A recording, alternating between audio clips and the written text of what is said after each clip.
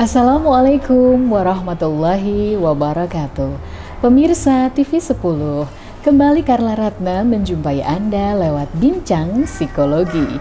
Menghadirkan psikolog sebagai narasumber kita untuk mengajak Anda mengenal lebih dalam dari sudut pandang psikologi tentang permasalahan yang terjadi dalam kehidupan kita sehari-hari, berharap dapat menemukan solusi dari obrolan menarik kita di Bincang Psikologi kali ini.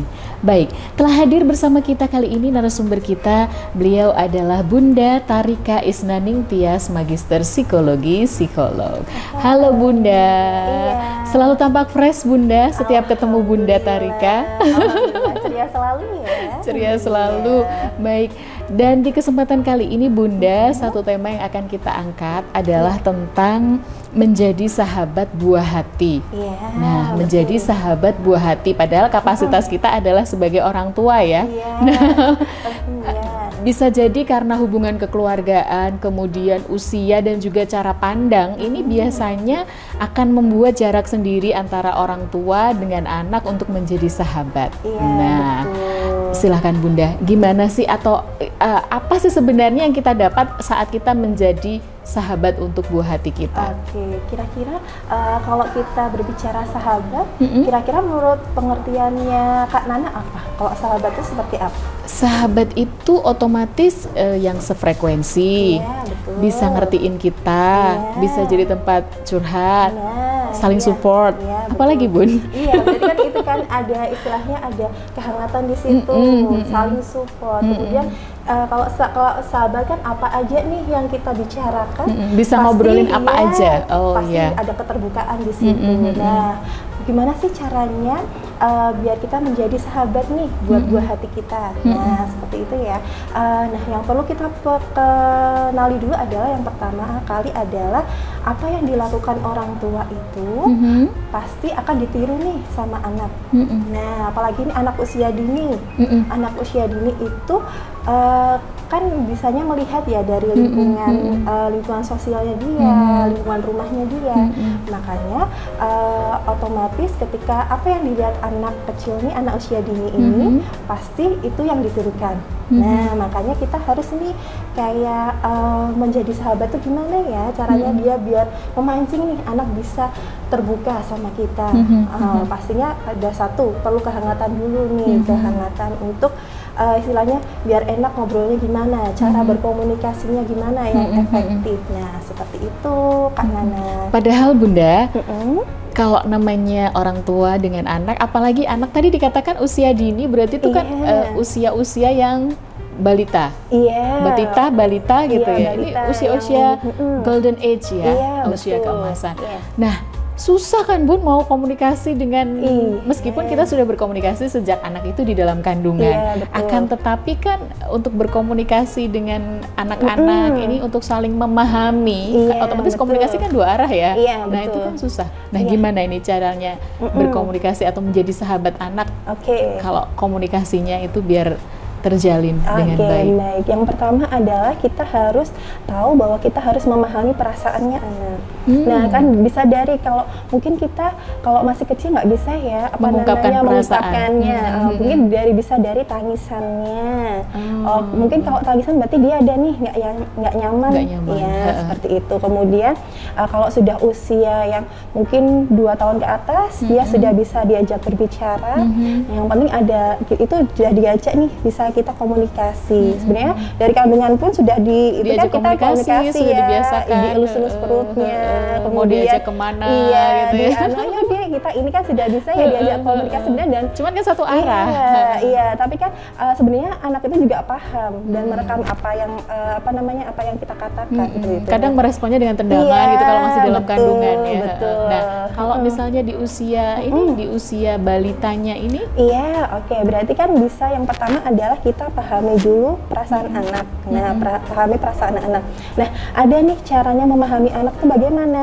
Ada 5 cara, yaitu memahami bahasa cinta anak. Wah. Nah, bahasa cintanya ada bahasa Inggrisnya love language ya itu. Nah, jadi ada bahasa yang pertama, yaitu ada tuh namanya kata-kata afirmasi positif. Bisa jadi kita lihat nih anak-anak yang memiliki karakter bahasa cinta yang afirmasi positif nih, biasanya dia seneng nih untuk dipuji. Nah, bisa juga diberi semangat. Kayak gini, Masya Allah cantiknya, hari ini hebat. Nah, seperti itu untuk anak yang memiliki bahasa cinta dengan kata-kata afirmasi positif, seperti itu. Kemudian ada juga bentuk pelayanan atau act of service, yaitu kayak gini. Mama anak itu seneng nih kalau mamahnya itu masak. Mama kok aku seneng ya, minta pingin dimasakin ini. Apa? Nah, itu termasuk anak yang dengan karakter bentuk pelayanan atau act of service. Nah, itu. Kemudian ada juga nih anak dengan ciri yang ketiga, yaitu bahasa cintanya dia itu menerima hadiah. Sering diberikan hadiah. Nah, walaupun hadiahnya hadiah kecil. Iya, hadiah kecil, nggak usah kayak hadiahnya bisa bentuk pujian tadi ya juga bisa. Kemudian hadiahnya juga kayak permen 1 aja, boleh makan permen seminggu sekali. Nah, atau nanti kesepakatan di awal seperti gimana ya memberikannya hadiah itu juga bisa. Nah, itu yang ketiga.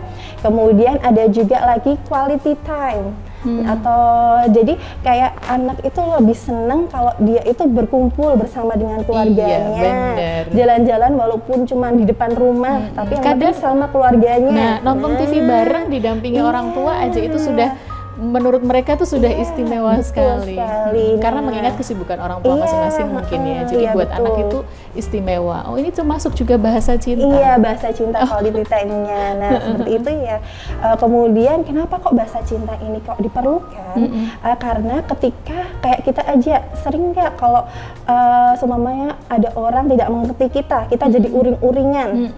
Nah, seperti itu. Anak kecil pun sama ya. Jadi kan apalagi mereka juga pengen dipahami, masih terbatas cara mengungkapkannya. Nah, itu juga. Jadi kayak yang mungkin yang bisa kita lakukan adalah memahami tadi bahasa cintanya. Nah, ketika itu sudah dipenuhi, otomatis anak itu lebih seneng. Kayak kita aja waktu dengan pasangan kita ya. Kalau pasangan kita mengerti kita, otomatis kan kita lebih seneng nih. Tapi kalau tidak mengerti, mungkin kita jadi uring-uringan pakai gode-gode atau apa. Nah, seperti kalau itu. Kalau enggak pasti terserah gitu. Iya. Padahal terserah ini sebenarnya susah juga kan ya. Nah, iya betul. Nah, jadi kalau anak sudah dipahami bahasa cintanya, dia akan lebih semangat. Lebih semangat, lebih terlihat dari wajahnya mungkin lebih ceria. Kemudian yang biasanya rewel jadi kalau lebih tenang. Nah, kalau nggak dipenuhi otomatis dia rewel, uring-uringan, nggak tahu kita apa sih maksudnya. Nah, bagaimana sih kita caranya tahu dia itu butuh? Biasanya lewat protes. Kok mama sekarang ini yang terakhir adalah ada tadi yaitu sentuhan. Jadi seneng kayak seneng dipeluk, kemudian sering dibelai, kemudian mau tidur sering dielus-elus. Nah, itu ada juga sentuhan. Jadi kayak 5 tadi, kata-kata afirmasi, kemudian quality time, memberikan pelayanan, sentuhan dan diberikan hadiah. Seperti itu. Ada 5 ya. Iya, untuk tadi cara berkomunikasi yang baik dengan buah hati kita. Istilahnya tadi memahami bahasa cintanya. Memahami bahasa cintanya. Jadi ya jangan hanya mau untuk dipahami saja. Iya, betul. Apalagi anak-anak seusia balita ya. Iya, betul. Jadi sebenarnya mereka sudah bisa merespon. Mereka juga sudah tahu kita itu ngomong apa. Gitu. Tinggal kita aja yang perlu pendekatan lebih ini lagi dengan mengetahui bahasa cintanya itu tadi ya. Betul. Dengan 5 hal tadi. Bahkan mungkin hal itu boleh dibilang sederhana ya, Bun betul. ya. Karena ya nggak perlu bermewah-mewah kan. Artinya nggak perlu hadiah yang terlalu besar-besar gitu. Hadiah sesuatu yang kecil pun itu dampaknya positif untuk anak-anak. Betul. Manfaatnya apa sih?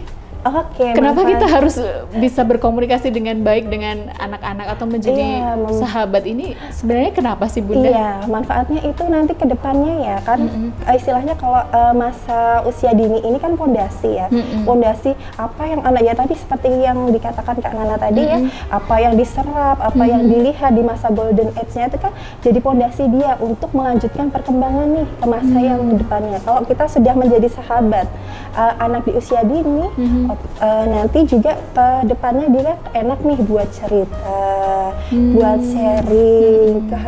Sebenarnya ini tidak hanya di usia dini, nanti dilanjutkan juga berlanjut sampai juga, usia dewasa. Apalagi remaja ya, itu remaja itu juga nanti itu bisa kalau kita jadi sahabat juga enak tuh. Gitu. Apalagi kalau sudah remaja, kadang-kadang kan kita sendiri sebagai orang tua mengikuti perkembangan anak, semakin tambah usianya, semakin dia punya temen banyak, itu kadang-kadang kan merasa, aduh sudah masanya dia yang dulunya kalau kita pulang kerja tuh langsung gelendotan atau apa gitu, tiba-tiba anak itu sudah usianya beranjak ini, temennya semakin banyak, sudah punya kesibukan sendiri juga mainannya dan lain sebagainya, tiba-tiba kok kita merasa ditinggalkan anak. Pernah kan seperti sebagai orang tua, memang ada masanya. Nah, kan pengennya juga mereka selalu ada di dekat kita, di sekitar kita, mendengarkan kita dan butuh kita. Orang tua tuh kayaknya seperti itu. Nah, apakah ini juga termasuk bisa mempertahankan sampai dia dewasa?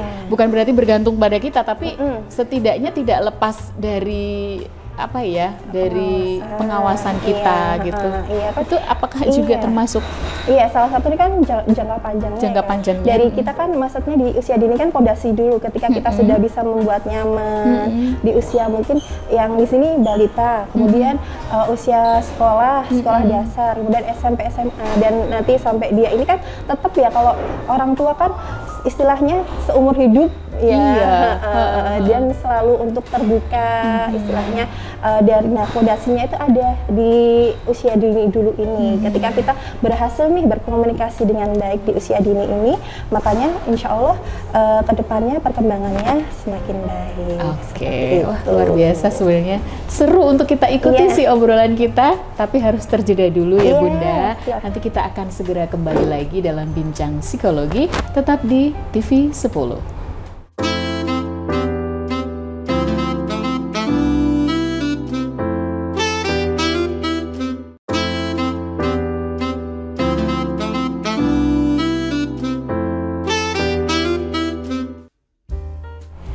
Baik, Anda masih di Bincang Psikologi, pemirsa TV 10 bersama saya Carla Ratna dan juga Bunda Tarika.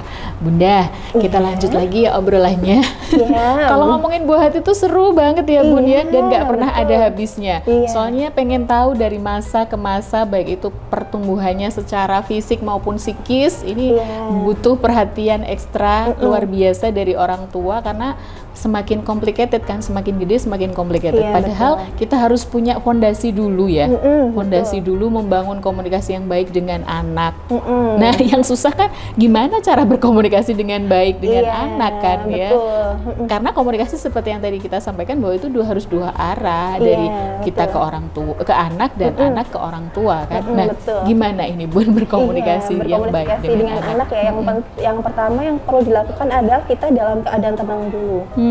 Nah, mungkin cari suasana, kalau memang kita lagi marah, mungkin kita menenangkan diri dulu, baru berbicara kepada anak. Jadi kita selesai dengan diri kita sendiri dulu? Betul, kita tenang dulu, baru kita bisa. Kayak kita aja kalau seumpama kita, saya ngomong sama Kak Nana gitu ya, tapi dalam keadaan marah-marah, kira-kira apa yang saya sampaikan mengenal nggak ke Kak Nana? Enggak sih, yang ada ketakutan kan? Iya, betul. Nah, begitu juga itulah cara berkomunikasi dengan anak. Nah, yang penting satu, yang perlu diperhatikan adalah dalam keadaan tenang dulu.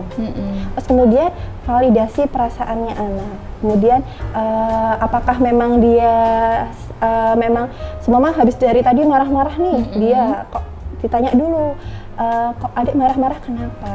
Kemudian validasi, adik marah ya, sedihnya ditanyain, bisa diceritakan kok adik sedih kenapa? Nah, dari situ kan memancing nih komunikasinya, itu dari situ. Kemudian ketika kita berkomunikasi, pahami dulu suasana hati anak. Apakah dia memang lagi marah atau memang sudah bisa tenang. Kalau masih marah, dia biarin marah dulu. Nah, baru kalau sudah tenang baru kita tarik. Apalagi untuk anak yang moody ya. Iya. Moodnya itu sering naik turun. Itu juga kita harus memahami kapan berkomunikasi dengan baik pasnya, gitu ya. Kemudian pahami juga apakah anak dalam keadaan maksudnya dalam keadaan lapar atau udah kenyang. Kalau masih lapar, iya. Kalau semama kalau ini lagi lapar Kak Nana, pengen makan, tapi dikasih nasihat, kira-kira laparnya dulu yang dapat atau nasihatnya dulu yang dapat? Lapar tetap lapar. Iya, udah. Nasihatnya nggak masuk. Iya. Nah seperti itu. Nah kalau pahami dulu kayak ya tadi, memahami dulu suasana hati, pahami dulu apa dalam udah keadaan kenyang nih. Nah kita enak lebih mudah berkomunikasi kalau dalam keadaan kenyang ya. Betul. Ajak aja ya kan, tadi kan kita sudah membicarakan tentang sahabat, kayak sahabat aja kayak kita kalau dalam anak kecil dalam dunia usia dini ya, kita bisa posisikan kita sambil main itu sambil kalau dia main terus tadi kok adik sedih kenapa, nah kita bisa sambil diajak main, nah kan kayak anak kan merasa nyaman nih, oh lagi main terus dikasih tahu, nah biar dia bisa cerita, bisa diceritain kenapa tadi kok adik marah-marah, kenapa, nah seperti itu. Dari situ ya menjalin komunikasinya dengan baik.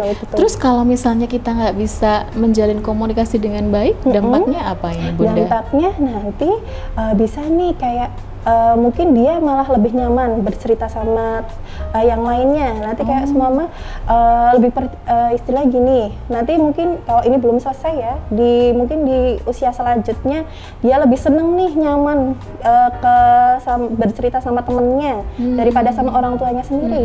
Dampaknya adalah ya kalau alhamdulillah temennya baik, bisa memberikan positif yang baik ya. Tapi kalau dampaknya negatif, nah kan malah jadi justru berefek negatif juga. Dari kayak pergaulan bebas dan sebenarnya kan bermula dari situ.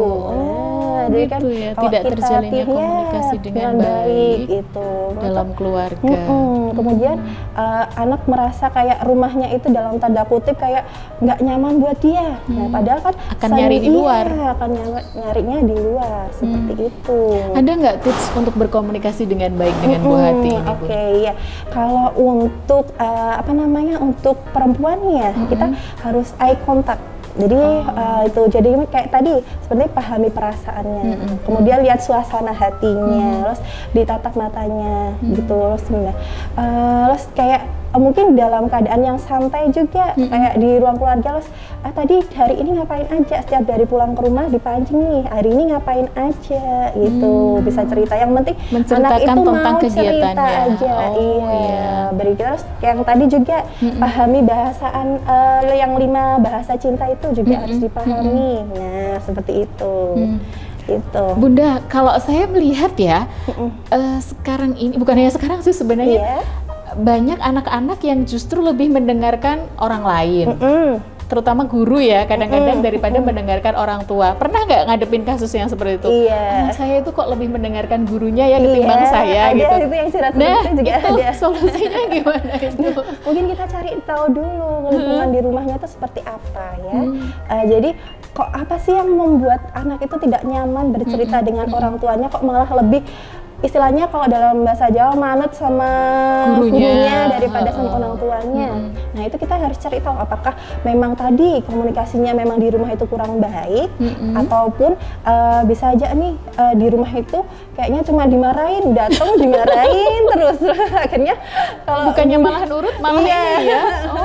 Belum apa-apa, belum dia cerita udah dimarahin dulu. Loh, kok bisa gini? Nah makanya harus kita menjadi sahabat dulu nih, jadi anak, biar anak itu bisa nyaman dengan kita seperti itu.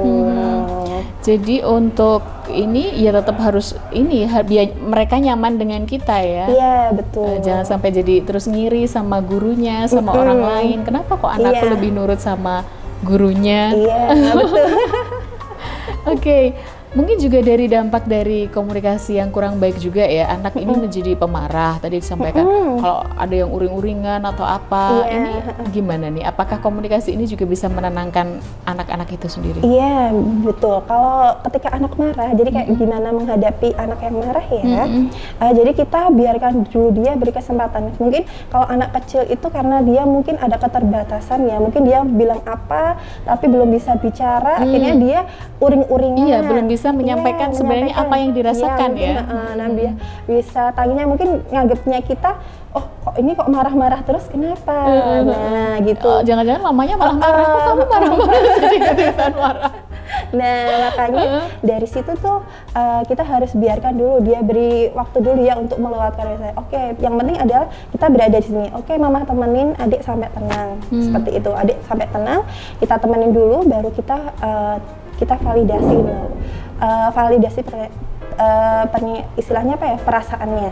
Tadi sedih ya karena mungkin nggak boleh mainnya gitu. Semama contohnya nih, nggak boleh mainnya. Oke, boleh adik kalau sedih bilang aja. Nah kayak gitu, langsung aja komunikasinya yang istilahnya bahasanya yang singkat ya, bilang aja, mama mau main. Oh itu nggak usah pakai marah-marah gitu, itu bilang aja. Nah seperti jadi itu. harus dibiasakan untuk mengungkapkan perasaannya, dan kita harus pinter-pinter mancing sebenarnya yang kamu rasakan itu seperti ini, gitu ya, harus memvalidasi perasaannya, bener ya. Kan kita tahu kan ngomongnya dia kok, kan kita tahu, mungkin tadi dia mainan kok nggak bisa nyusu, terus dia akhirnya banting, terus kemudian marah-marah. Ya gitu. Mama bilang, mama tadi kalau dia banting, terus dia marah karena nggak bisa tuh gemes sendiri. Nah, bilang aja, aku nggak bisa, minta tolong. Nah, bisa gitu. Bilang aja, mama tolong gitu. Nanti mama ajari. Nah, langsung aja kan. Jadi dari pembiasaan anak di bawah 5 tahun kan seperti itu. Oke, itu untuk anak yang di bawah 5 tahun kita mulai komunikasinya dari bahasa cinta yang seperti itu. Lalu bagaimana ini misalkan dari orang tua yang ada di rumah ternyata putra-putrinya sudah beranjak remaja, kan harus juga taunya sekarang pas nemu tayangan ini gitu, membangun komunikasinya dari awal, karena kemarin kan sudah terlanjur dingin ya, dingin, ada jarak antara ya orang tua dengan anak, jadi kan ada kesan jarak sendiri. Bagaimana kalau anak ini ternyata sudah dewasa baru menemukan tayangan edukasi ini gitu, membangun komunikasinya gimana? Karena sudah terlanjur beku kan. Sebenarnya bahasa cinta tadi itu tidak hanya untuk anak usia dini, tapi juga selanjutnya juga bisa anak sampai mama, saya tanya Kak Nana, kalau diberi hadiah sama pasangan suka atau enggak? Oh banget. Nah itu sebenarnya itu untuk dari usia dini sampai untuk usia sekitar gitu ya, itu bisa digunakan. Jadi kayak 5 bahasa tadi itu bisa digunakan seperti itu, tidak hanya untuk anak usia dini aja. Nah caranya gini, mungkin kalau yang sudah besar atau yang sudah dewasa, dipancing aja. Dipancingnya gimana gini, kamu suka apa sih kalau kamu itu paling suka ngapain, kalau mama ngapain atau ayah ngapain. Nah kayak memulai komunikasinya dari situ gitu dulu. Atau enggak dalam bentuk protes, kita peka sama protesnya, kok mama sekarang jarang meluk aku sih. Nah itu kan sudah itu bisa. Kalau mau mengungkapkan kan kadang ada yang anak-anak justru milih diem di kamar sendiri. Nah kita harus ngapain kita sebagai orang tua? Dulu kok mungkin kayak gini, karena komunikasinya kok akhir-akhir ini mama lihat kamu sedih kenapa. Itu bisa boleh cerita sama mama. Nah tetap gitu. Ya harus diawali dari seperti itu. Kayak mancing dulu kok dulu dibandingin sama dulu jadi ceria, kok sekarang kok jadi murung, suka menyendiri. Boleh cerita sama mama atau boleh cerita sama papa gitu, seperti itu. Jadi dipancing kita dulu orang tua harus sering-sering mancing bukan mancing ikan tapi mancing perasaan anak untuk memvalidasi apa yang dirasakan oleh anak. Iya, betul. Baik, sebelum berpisah, silahkan kesimpulannya dari obrolan kita tentang menjadi sahabat dari buah hati kita. Jadi menjadi sahabat buat buah hati kita ya, ketika kita menjadi sahabat itu kan saling mengerti, saling memahami. Ketika kita sudah menjadi sahabat anak, insya Allah nih ke depannya anak itu merasa nyaman kita, maka insya Allah nantinya akan tuntas atau di tahap perkembangannya selanjutnya dia akan menjadi anak yang lebih mengerti nih, bukan mengerti aja kepada orang tua tapi mengerti juga ke orang lain di sekitarnya. Ya, Wis, keren. Terima kasih banyak Bunda Tarika untuk ilmunya. Pemirsa TV 10, manfaat jika berhasil menjadi sahabat anak, orang tua akan mendapatkan berbagai hal yang memudahkan dalam mendidik, membimbing, mengarahkan, dan juga membantu anak untuk menuju kehidupan yang sukses di dunia dan juga di akhirat ya, karena mudah untuk mengarahkannya. Serta tentu saja memberikan keberkahan hidup bagi diri, bagi keluarga, masyarakat, bahkan bangsa dan juga negara. Terima kasih untuk kebersamaannya dalam Bincang Psikologi di kesempatan kali ini, dan kita berjumpa kembali insya Allah di lain kesempatan. Saya Carla Ratna dan juga Bunda Tarika undur diri. Tetap bersama kami di TV 10, Inspirasi dan Edukasi. Assalamualaikum warahmatullahi wabarakatuh. Waalaikumsalam.